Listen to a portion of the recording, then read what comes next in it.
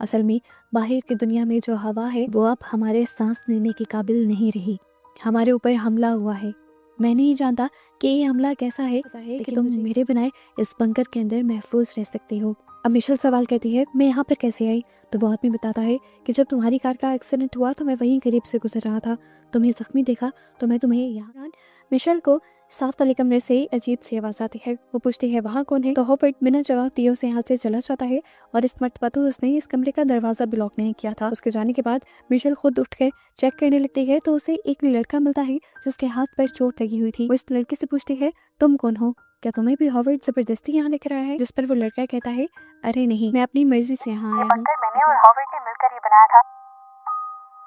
इनकी बातों के दौरान हॉवर्ड भी यहाँ जाता है और उसे इस बंकर का टूर देने लगता है। मिशेल नोटिस करती है कि इस बंकर में जरूरत की सारी चीजें थी। कई सालों तक खाने के लिए खाना, पानी, किताबें, सब कुछ था यहाँ पर।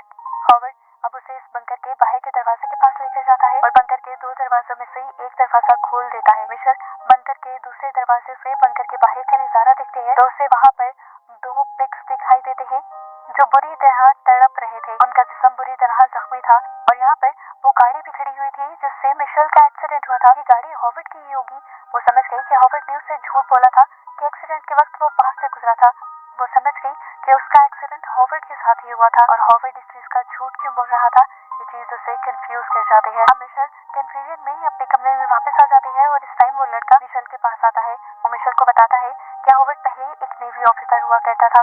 वो जानता था कि यहाँ पे कभी ना कभी हमला जरूर होगा, इसलिए उसने यह बंकर बनवाया। इस बंकर को बनाने में मैंने उसकी काफी मदद की और फिर उसने यहाँ पर तकरीबन 4 साल तक के लिए सारा जरूरत का सामान इकट्ठा किया, खाना, पानी।